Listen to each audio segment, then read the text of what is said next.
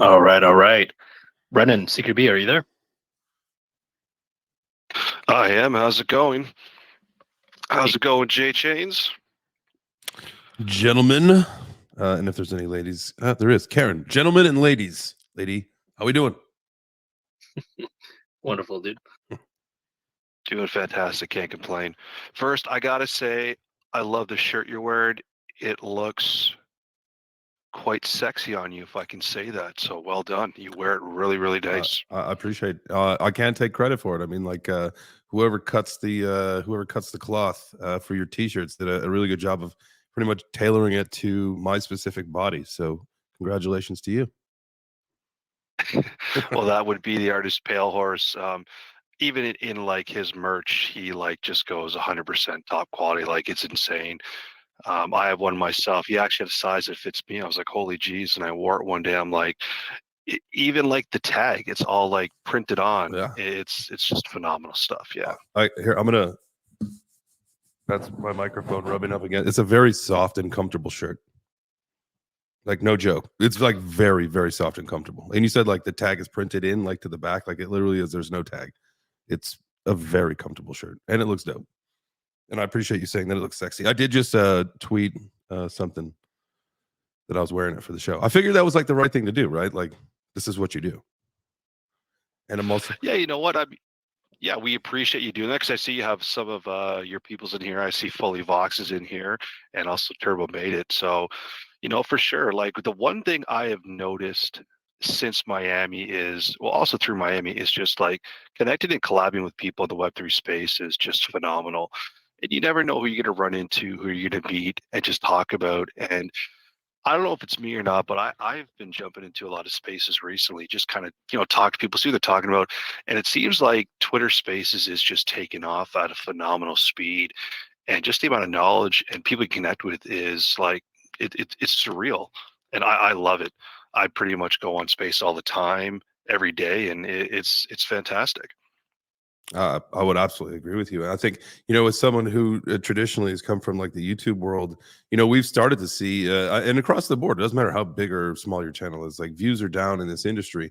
But this is where the attention's at. This is where people want to be at. And I say it all the time in my spaces, man. Like it's very clear, to me at least, that this is more Web3. Twitter Space is way more Web3 friendly than YouTube is. Like, especially because like as a YouTuber, like if I have a message to deliver or if I need to, do like an educational video, that's a different story. Like I totally understand that and I appreciate that. But really, when it comes to connecting with the community, there is literally nothing better than Twitter Space. And this is my favorite thing about all of it. And I love Clubhouse was great, but like you had to build a new network there. But this is like where a lot of our networks are. So it's fantastic to be able to utilize what we've already built here. And it's just I'll tell you what, man, it's changing the game. And like me and a couple buddies are working on some technology that, we're going to be multicasting our, Twitter spaces to, several platforms at the same time just to deliver the message. And like the whole the whole point is to bring people back in, at the end of the day, bring them to Twitter Space, bring them here, bring them into the community and let them, let them understand that like, hey, we're preaching a message of positivity. No matter what you see in the news about this industry and this ecosystem, that's not the way that it is. And I'm going to bet big with a couple friends of mine that we can deliver that message on a big scale. And I'm really excited about that. Awesome. That's pretty cool. I got a question for you. Obviously, I saw your photo. And are you doing Twitter Spaces from your computer? No. No. So, well, sort of. So I've got this thing called the Rodecaster Pro 2. And what it does, excuse me, it's a fantastic device. So I have, obviously my mic on my boom arm for my studio setup that is at my computer for when you need all that. But really, I run all my Twitter Spaces through my phone. It's got like this seamless Bluetooth connection, so I can. And obviously, the microphone plugs into the Rode, plugs into the computer. So it's all like literally connected. So any audio that I bring up on my computer, I can slide up with a fader. It's all connected to my phone though. So if my phone rings during the day and I'm not on a space, I can answer the phone call with my headphones on in this mic that I sound like this, and I can do the sound effects, all that stuff. And like I did this like I picked up the phone call from my mom the other day like this, and I said, "Hey, Mom, what's going on? How are you?" and she like probably almost got into a car accident. She started laughing so hard. So it's just such a cool device, man. And that's the technology that I'm telling you about that me and some buddies are working on to integrate into this content creation game, just to up it to another level. And just to create seamless audio all over the board. So that's if anybody's interested, it's called the Rodecaster Pro 2. It's like $700. You get it for like $650 on Amazon. Guitar Center tried to rip me off. It was like almost $800, but I got it for like $651 on Amazon. Awesome, that's pretty cool because I did see your tweet about it. I'm like, oh, what is that? Because I'm trying to do a little bit of like a little content creator studio at my place. I'm always looking just for new stuff to kind of make it a little nicer and stuff. So what do you currently have that you use for your content creator for, let's say, outside of Twitter Spaces? As far as what do you mean? Like equipment? Well, yeah, equipment wise. I just have like I'll use my phone most of the time for the things that I do, but now that I don't work for a big studio, which we'll probably change some stuff in the coming future, probably in 2023, with some of the things that we're incubating right now, and really they are in their infancy, kind of in the building phase. But I'll tell you what, it's going to be a big year for what we're going to be doing. So we'll be shooting on some really good glass, but right now I'll just use like a Sony ZV-1 cam, and that's it does shoot in 4K, but through StreamYard, I think the best that I do, I pay for like one level of it, so I get like 720 or 1080 or something like that. It doesn't let me broadcast in 4K, but I can shoot things pretty well, and then just upload it to YouTube if I need to do 4K. So just that Sony cam, and then I got the Shure MV7, the USB mic. But I plug it in through the XLR into this Rode thing, and I tell you what, that thing is like, it literally eliminates most of your equipment. And what's really cool about that I didn't mention yet is that it's completely portable, right? Like obviously you got to plug it in, so if you have a power source, but you can literally, because of that Bluetooth functionality, you can literally run a Twitter Space from a convention, from anywhere. It doesn't matter as long as you have a connection, and as long as you have a microphone, or I think a headset into the phone, whatever, it all works. Like it's so cool. Or you can record into a micro USB to do like literally like the podcast quality audio that we recorded at the conference. When I say you guys, you could literally take this thing on the road with you. It's fantastic. Wow, that's pretty cool. Well, we have the person that interviewed you at our booth at Web3 Summit, who just currently joined us a couple minutes late. But you know what? He shows up late, but he always finishes. So I'm going to throw the mic to Mr. JD. Hey, what's going on? JChains, what's up, brother? Nice to chat with you again. Absolutely, man. Absolutely. How you been? Good, man. I just putting my two little girls to bed like I do every night, and with my wife, of course. I can't leave her out. Nope. she's part of the team. Happy wife, happy life. That's it, man. But I was just looking at the beginning of your profile. Girl dad. I love seeing that. I love when dads celebrate the fact they got daughters. I mean, it's cool when you got boys and whatever. But I don't know. There's something about being the father of little girls that's just really special. 100%. It had changed my life. Like so, my wife and I had gone through a very long journey of IVF. It took us a very long time to produce the daughter that we have, and we've got a few more embryos frozen. So we'll see how that all goes. But I'll tell you what, you say like, when you have your child, you're like, yeah, no, I didn't get a son, but I'm having a healthy child, so I'm fine. I honestly it didn't matter to me. And when I found out that we were only going to ever have girls, I embrace that fully. Like I am so excited about it. Like I love my daughter. Beautiful. I love being a girl dad. Like I got shirts that say girl dad. I got a coffee mug that says girl dad. Like I embrace that shit like wholeheartedly. I take my daughter everywhere. I've taken her to like 10 crypto and NFT conferences. Like she's like, yeah, she's dope. My motorcycle's in my house now because I don't ride it because I love her so much. Oh man, that's amazing, dude. How old is your daughter again? So she like 14 months. All right, so still super young, and congratulations, brother. I have one of my closest friends. He had to go through that same process through IVF, and I know that ain't easy, and I know there's lots of ups and downs, trying to get there. So when that baby's born, it's a huge blessing, dude. It was amazing.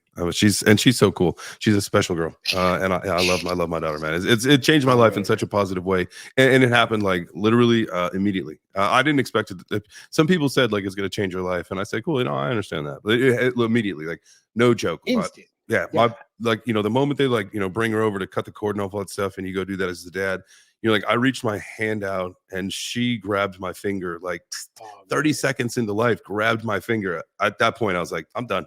I'm whatever That's you it. want. What do you need? I got you, girl. That's exactly how I feel, man. I always tell, my wife, like, having girls, they're always your little girls. My two little girls now, one's 8 and one's 5. But the affection and the love and the way that I see them, it's still like they're babies. And I'm always kind of, it happens so quickly. That's the one thing I think that you don't really appreciate, until like you go through a few years with them, like just how fast. But I mean, 14 months as well. I'm sure that just kind of shot right past you as well. Literally the fastest year of my entire life. I'm 40. I turned 40. Yeah. I turned 40 this year. It was the fastest year of my entire life. I blinked and it was gone. I cannot believe that this we're in December. It's wild, man. And it stays like that. Like it just, I was lying with my 5-year-old and, I was thinking to myself, like, my God, like in a few years from now, I'm gonna wish I could go back in time to lie with her at this age, but because it's so quick. And my 8-year-old now, she's still like the apple of my eye. But man, I would go back to when she was 4 and 3. So my suggestion, recommendation to you is, like obviously you probably record every moment with her, but it's never enough. And like going back and being able to appreciate them at that younger age really fills your heart, man. So anytime you get a chance to like kind of collect those moments on camera, like just do it. Just do it, because I'm telling you, man, it'll feed your soul in a few more years, and it gets better and better. But yeah, I'm so happy for you, man. Yeah, it's what, to be perfectly honest, and like I know, like for whatever reason you said that, and this is something that I thought of. Apple gets a shitty rap, and they probably deserve it in some regard. But the fact that now that I'm a year in with my daughters, so my phone likes to remind me of something that I did a year ago. So now it's like all these memories of her. It makes these little movies, like it's like the freaking coolest Amazing. thing. It's so cool. Wow. Like I get these like little videos, like, oh, we went to like the pumpkin patch when you were like a little munchkin, and now I got this little dope video, this like hype trailer of you being a little pumpkin chick. I'm like, heck yeah, that's so cool. It is, man. I love the technology, man. And it's funny because I mean, if you have it on my Instagram, there's this one video I posted. I'm walking with my daughter at our cottage, and we're going for a walk to go pick some flowers, and I'm filming this. And my daughter looks up at me and she's like, "Put your phone down." I was like, "Excuse me?" She goes, "Put your phone down." And so, like, you got to obviously find the balance between, being in the moment and then capturing it on film. But I just know, like, those nights when you're alone, when you're on a flight somewhere, or you're sitting, by yourself having dinner when you're away on business, and you can just flip open your phone and you see that memory. It really does fill your cup. So, yeah, capture those moments, man. I actually wrote a book for my daughter. That's how I became an author. The first book I wrote was My Mom, My Superhero, to help my kids understand the impact that a mother has in a child's life. And that was picked up by schools, and obviously a ton of interest, and that's what helped me to become an author and a publisher. And I think I actually gifted you Yep. one of my books on growth mindset called Nothing But Yet, obviously when your daughter gets older. But to put together to build a business that my kids will be proud of one day. I love hearing the fact that you're already bringing the girls to your child to the conferences with you, man. That's pretty amazing. Yeah, I have to, right? Like it's like I want her to be, the product of all that exposure, and like, and people say like, she'll never remember it, but I kind of feel different, and I kind of feel like if that's just something like, she's been traveling, she was born in October of 2020, what the hell, 2021, and that.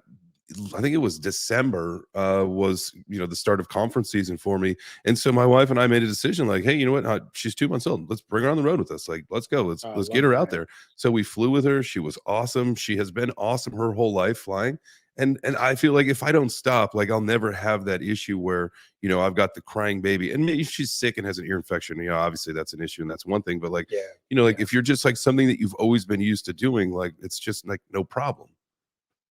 Yeah, I agree with you 100%, man. So, yeah, I hope you don't mind, man. Like, obviously, you have a huge name in the space. You're continuing to build your platform and your reputation, which is amazing because you deserve all the credit. You're one of the most genuine cats we've met in person, and I love following your journey. But if you don't mind, like, tell me how you got here. Tell us how you got here. Like, how did you find your way into the crypto space, and then how did you know that this is where you wanted to be? Well, I appreciate that question. And first of all, I do appreciate you guys having me on.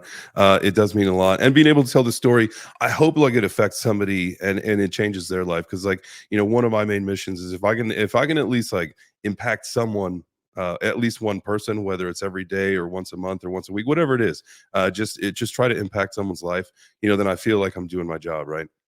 Amen. And so Yeah. my journey started the same way that I preach it to everybody else, because people always ask, man, like, how can I get this? How can I do this? It's like, you just do it. You got to get started, right? So I was doing some bullshit stock trading, and my buddy got me introduced into crypto, and this was in 2017.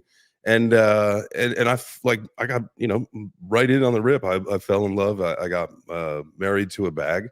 And in that, I got into the community, and that's not like a slam on any of that, but that was just like, my initial mindset. Like, now I preach people, like, don't marry your bags. Like, that's just stupid. But the whole thing was, I got into this community, right? And I started participating in the contests, like the fan art stuff, and I started winning some things. I'm like, oh, that's cool. And then there was a video submission that I won, and then I won like another one, and then they said, hey, you know what, like, it'd be really cool. And it was an exchange. It's now gone, but it was at the time it was called CoinPulse, and they had said, hey, listen, can we have you do daily YouTube videos about kind of what's going on and what you're researching? Because like, also what I was doing was I was on the team that was researching the projects that we were going to then put onto the exchange. And so I was reading white papers, doing all sorts of crazy research. So like, just by getting into the community led to this position that now I was earning, the exchange tokens that I was literally just selling immediately for Bitcoin and Ethereum at that point. And just participating in this ecosystem. And just by that happening, and then getting involved and more involved, I started going to the conferences, and then I started meeting some people that we really elevated our game. And then I feel like it's been a couple of years, and it's just kind of getting started, man. Like, I love to say that I learn something new every single day, and that's why I love kind of transitioning more from what was going on with YouTube over to Twitter Space, because then I get to communicate, and we get to have more of like a community discussion, and that right now is way more important than me just like talking to people. Yeah. So what was your background? Like, what gave you the confidence to go into this, or was it a completely separate field that you were in prior to crypto? Completely separate. So I got my start when I was young. I grew up, I was like a bouncer. I played football growing up, so I was a bouncer at the bar, and then did the whole work your way up, bartend, and then got curious what was going on the inside of the kitchen. So I started cooking. Found myself when I started dating the woman who is now my wife. I was the highest rank that I got was a sous chef in New York City on the Upper West Side of Manhattan. And so that having that life and that kind of responsibility with someone who worked like a kind of more of like a morning normal job, it didn't really jive well. So we tried it for a while, and I ended up giving that up and going to the family company. And we were a group and event ground transportation logistics company. And so we booked charter buses for professional teams, collegiate teams of all levels. And if you ever saw like March Madness on TV, you saw them there on the court because their bus showed up. We had an issue once where a bus driver got a little late, and it was on SportsCenter, and it was not good. Not good. So that was the world that I came from. And then again, this crypto thing happened, and the opportunity came up for me to be able to make that full time. And that's what I've been doing now for several years. And, it's at this point, like, I've just made a recent pivot in what I've been doing. I've been, kind of under the BitBoy and Hit Network team, but recently decided that it was time to make that transition and explore what I could do for myself in Web3. So many opportunities, and to just go out on your own. You feel like your back's up against the wall, and when you got a daughter and you got something to fight for, I think it's just the right time. And being that it's a build market, again, like, I will never call this a bear market anymore. It's always a build market, because that's what we do during this time, is that we build. So in that, that's just what's happening. Dude, I love that, man. The courage it takes to make a career shift is it's unbelievable, especially when you have a young family. I mean, you could have literally had that same, like, the opposite perspective. You could have been like, I got a wife, I got a young daughter, I'm gonna just play it safe, but for you to choose to go out and do this and have the courage to do it in the build market, kudos to you, man. I did it. I had a career for 20 years as a director for franchise sales and development, and had an incredible career and traveled the world and got paid lots of money and got a chance to mix it up with a bunch of folks. But yeah, it didn't challenge me anymore. And I feel like we're all called to do more. And what I want to do is, show my kids that, don't take the safe road. As a great quote my grade 8 teacher once said, he said, a ship is safe in its harbor, but that's not what a ship is built for. And 100%. I want my kids to continue to stretch and reach and challenge themselves, because that's kind of where you find, happiness. You can't chase happiness, but you can chase purpose. And if you have something that you love doing every day that challenge you and inspires you to be better, then you get out of bed with that much more energy. And I think Mind Your Biz is in here as well. Someone that I look up to as well. Like both you cats just seem to be chasing it and building it, and you just have a cool way about you guys. Like you don't feel, even though you have a name in the space and people are always kind of chasing you down to speak with you, I never felt like you guys make anybody feel like you're above them, and you don't have time for them. And in fact, it's the opposite. Like you guys make time, and it's not competitive, it's supportive. And I just take my hat off to you guys. I'm so glad there's people like you in the space, because I think that it continues to attract other people to find a place and to find a voice, and to know that there's people like you that they can learn from, and come to you when they really need somebody for support. And I appreciate that, but it does go like both ways though. Like without any community, like we'd all be nothing. And but so we really do lean on each other to make sure that this ecosystem goes together. And like and I'll tell you what, man, like there is nothing better for me than and really like being able to connect with people and understand them. And to me, again, that's Web3. That's that's why we do this. That's why I do this, is to connect with people. Because I mean, there you could sit in a cubicle, but like you said, man, like if you're not doing something you love, like what are you doing? Yeah. Yeah, we got this one life, and it's a blink of an eye, and it's over, man. That's Like, I it. mean, look back, look at the last 40 years of your life, and how quickly. I know you probably wake up sometimes like, damn, I can't believe I'm 40 years old. I'm 42, and I cannot believe it. I still feel like the young kid inside. I think we all do that same. I played very competitive basketball. I'll walk by court sometime, I'm like, I'll mess everybody up on Yeah. this court. Yeah. I Well, know my knees will buckle as soon as I step on the court. it's but it's still it's that mentality, right? And I love that whole thing. And that to me, like, and with the focus that I see a lot of people putting on like mental health in this space and all that stuff, and I think that's great. But like that age thing, it's just a mentality. I was talking about this with somebody, and I want to say it was in Miami.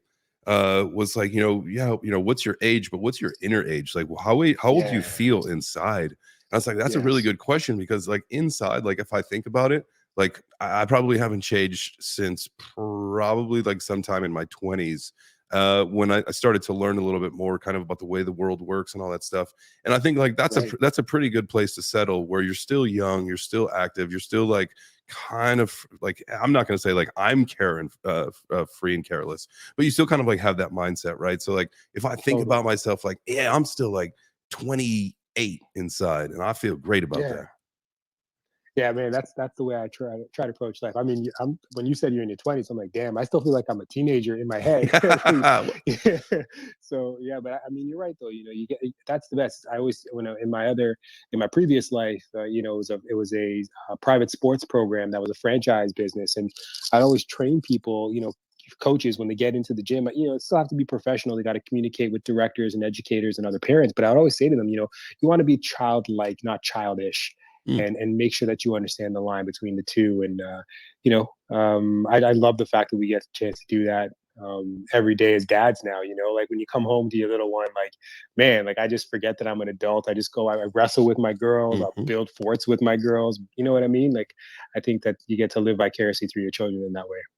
Yeah, and I think we probably still carry a different perspective than maybe some of the younger generations. Like and I hate to say that, but I feel like like and I'm 40 again, but like and I don't know when kind of like imaginations left, but I feel like imaginations kind of went with the wayside of technology, Mm, maybe in some way, mm. right? Um, Well, you definitely got to put your phone down 100%. Yeah. And I know that it's harder and harder for the generations that are coming up, because they're almost born with the phone in their hand. Right. And so like, now that and I feel like, and my wife, we're the same age, my wife and I.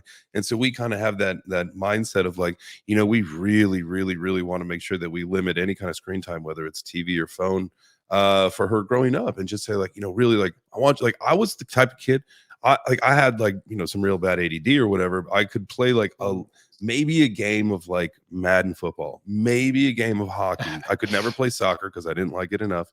And I was too big of a meathead to say like even that I would even sit down and play soccer in the video games, and like a few things here and there. But I couldn't really, like, I was an outdoors, use my imagination, play in the dirt. That's what I did.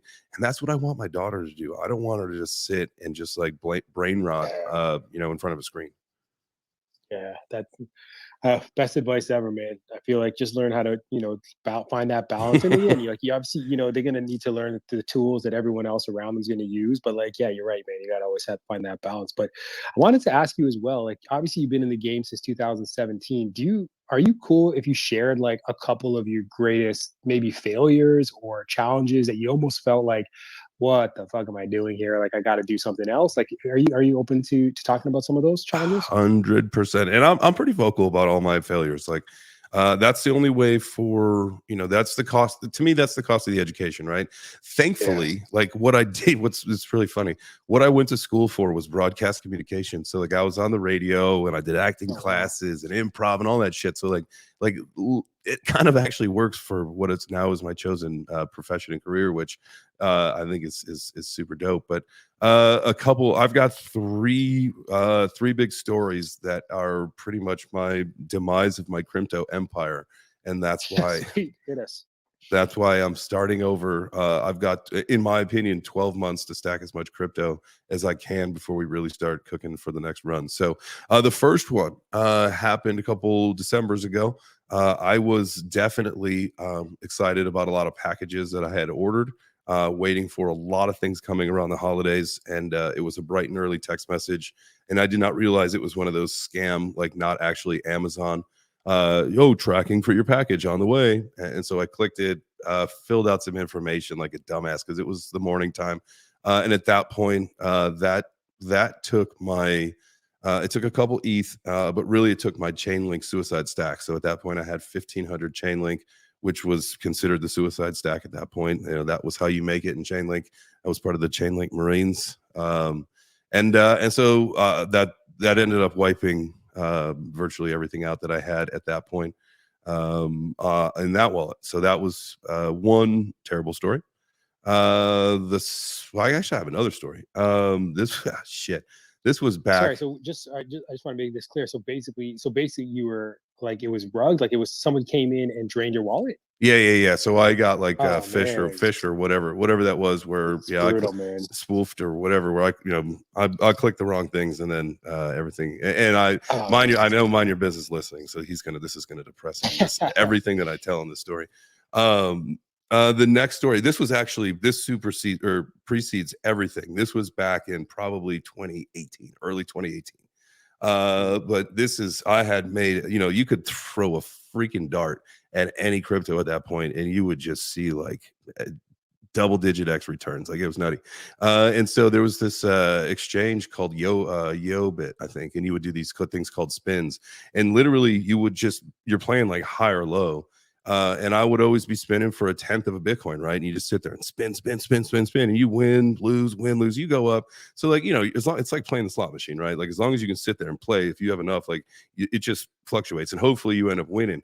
Something happened. And this is, mind you now, this is when Bitcoin's like close to like 20,000 or like shortly thereafter. We haven't crashed to the bottom yet, but Bitcoin was expensive. And I lost an entire Bitcoin because somehow I deleted the decimal point. So instead of 0.1, instead of 1/10 of Bitcoin, I spun for a whole thing and lost it.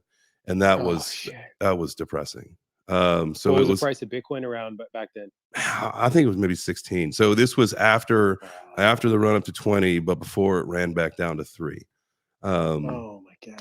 Yeah. And so, all right. So there was that. And then there was the Chainlink. Recently, this is what decimated my stack.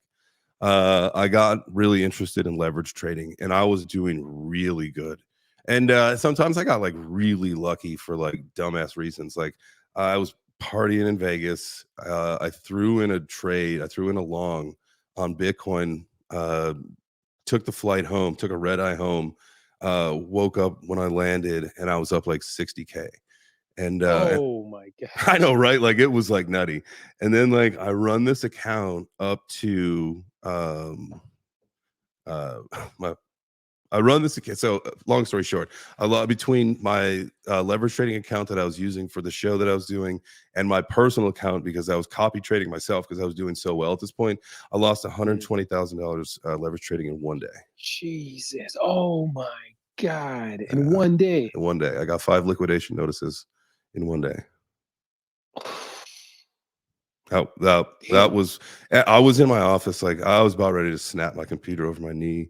I was really like upset, and I was in my own space. And then like, you know, I went into the environment with my family, and I tried to like, I was not like, you know, like angry person, but I was definitely like, you know, there was something on my mind. My wife's like, you know, what's going on? Are you okay? And I was like, I really just don't want to talk about it. And you know, it was a few minutes of that kind of stuff. And then finally it's like, fine, here's the deal.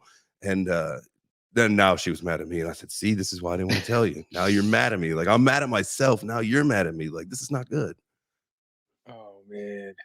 So we're So rebuilding. what? It's a build season. Yeah. So how did you recover from? So when was that? When was that day? Jeez, man. Let me look at the chart. I think it was like November or something. That was Oh, so fairly recently. no, last year. So it was a Last year. year, November. Nah, to be honest with you, like it's like something I've blacked out. I could look at my email and look at the notice. Maybe it was a year ago. No, because we started the bear market a year ago, right? It's been going down since mid-November of last year. That's the last time we saw. So it was on one of those volatile swings where like it literally tipped like 10K in a day. And it was, you know, like and that's the thing. I'm a zero or a hero. Like I'm a revenge trader. And I was like, dude, there's no way. Like we're going up. This is not it. And then it would go down again. I was like, come on. Instead of 25%, we're going 50% of the account. Let's go. And then it would go down again. I'm like, you know, and it's just that meme, right? I buy the dip and it just keeps dipping. I buy the dip and it dips some more. Like that happened and it just kept happening. I'm like, you got to be kidding me. Wow. And so, you know, how do you feel now? You know, obviously you were a revenge trader. You lost that massive sum of money. If you lucked out, you bought some, you know, some new coin and you get up there, are you going back into leverage? Have you learned your lesson? Do you feel like you need to get that money back? Nope, I'm clean, man. I'm off the sauce. I ain't doing it. That's the thing. Like, Well you know, done. that you tried it, right? Like I tried it. And I was really good, but the problem is I was too reckless and I got too cocky. And I know that's just the type of personality that I am. I'm a gambler, right? And so that's not a game that I need to play. And I'll be a spot trader for life. That's it. I'm a hodler. Wow. Well, thanks for sharing that, brother, because I know that must be a tough pill to swallow. But you know, I mean, it's an education regardless of the price, and 100%. now you got a chance to share that education with everybody else. So you know, I appreciate you being so transparent. 100%, man. And I'm not going anywhere. You know, like that's the thing. Like I'm in this space to educate people. I'm here for forever. Like, you know, that was my money, and you know, I tried to make a stack. And again, you're a zero or a hero, and then I didn't win that trade, but it's okay. It didn't kill me. It didn't it didn't make me capitulate from this industry. You know, Right. So we're gonna be all right. That's awesome. I know Mind Your Biz is in here. He might be with his kid, so I don't know if you can step up to the mic, Mind Your Biz, but I'm sure you have some stories to share with us as well. And I'm sure you probably have a couple of great questions for JChains. But Jay, if you don't mind, maybe share with maybe a win, because it's always kind of nice to hear the opposite side of things. So what's a big win? It doesn't necessarily even need to be a financial win, but just like maybe opportunity. So to me, honestly, like the decision to make the career path change and kind of like, you know, change my situation is the biggest win that I've ever made, because it's literally making a bet on myself. And I know that, you know, this was a quote that, you know, that came out of one of my spaces today. And this morning we had Real Barks on today. And, you know, we were talking about a lot of different things, right? But the quote, I'm just pulling it up right here. She said, how do we teach people that they're worth investing in, right? And that's like one of those things that like resonates with you. And that's like, you know, one of those things that we really, that's the message, teaching people about getting into Web3, is that you really need to make that investment in yourself, because that's kind of the whole point of all of this. But really it's, you know, the biggest win is taking that chance on myself. And really, I'm telling you, man, like I'm putting together with a couple people this amazing super team that is going to dominate this content game in this industry and create a positive message for everybody, and do wonders for onboarding people into this industry, because that's what we need is a better message to bring people in. And whether it's, we work with the gaming industry, we work with gamers to find, terms that, are not NFT, that are more of a turn on to them, that get them in, that get them more excited about, like, hey, like, instead of, like, say you're into the NFL game, right? And now you buy the upgraded hockey stick. And I don't even know if there's a blockchain hockey game, but you buy the upgraded hockey stick. Now, like, when you buy the next season, that can come with you. Or if you're done with the game, you can sell that, get your money, and that would fund the next game that you buy. Like, there's ways to do this now with these digital assets that these gamers can own. I just think that we just have to find better ways of explaining it so that people can understand this digital ownership aspect. Because to me, that's the biggest key of NFTs and where we're going, is that we get to finally own our shit. We get to own our own stuff. We just need to teach people how to do it and how to do it carefully, and don't click Amazon links at 5 a.m. Don't, and Seth, or Mind Your Biz, he's probably the best person to talk to you about ways to safeguard your digital empire and your digital self. Bodywallet.eth. I just bought that after one of our conversations. Bodywallet.eth. Yep. I'm going to check that out. So the team that you're working with, is it a team that you're assembling still, or you already have your team and you guys are already in the grind right now building? Yeah, no. So we, like, literally today, I think we solidified our 4 founders, and then we're gonna go out and then build a team from there of people to do some things that are gonna help us really elevate and get to the next level, and have some advisors that are just powerhouses in this industry. And I'm telling you what, man, like, it's going to be one of those things where it's community driven and focused. So the voice of the community will be heard, and that's the message. And that's the thing, that because that's the whole thing with Web3, right? Like, what people think and what they hear about blockchain and crypto, it's not us, man. That's a bunch of assholes that are greedy and have a centralized entity that are putting a black stain on everything that we do. But if you listen to the people that are here, the boots on the ground, the actual people participating, you will hear a much more positive sentiment, and I promise you that. 100%, man. I know that's what resonated when Chris Parks, our artist for Seekers of the Eternal, when he met you and Mind Your Biz, I think he was like, man, these guys, they really get it. Obviously, they get the back end, they get crypto, they get blockchain, but they're here, like, amongst us. And I think it almost gave him hope. He's a really, really successful commercial artist, and for him to transition to Web3 and put his reputation on the line, when he didn't know much about it, it was nerve wracking. A ton of artists actually gave him a lot of, reason to not do it, and so he spends just as much time on the art, himself, as he does convincing other artists that, you have to trust your gut, and you have to allow your imagination to guide you. And, he was telling me the other day that he really does feel like, our only limitation in this space is our imagination. And we have this opportunity to really create the kind of, or well, for him he'll be able to create the kind of art that speaks to his soul. He doesn't have to do something because a gallery told him to do it or somebody commissioned him to do it. He can actually create something that he genuinely wants to create, and there's a community behind him that want to support him. And so he was really, really grateful to meet you guys. He wanted to be a part of this AMA tonight, but he couldn't. But I'm going to let him know, obviously, of what you're building, because I think that's just going to put more fire under him to continue to do his work in Web3 as an artist. Oh, I love that, man. Absolutely. And make sure that you guys show up. I do a Twitter space Monday through Friday at 10 a.m.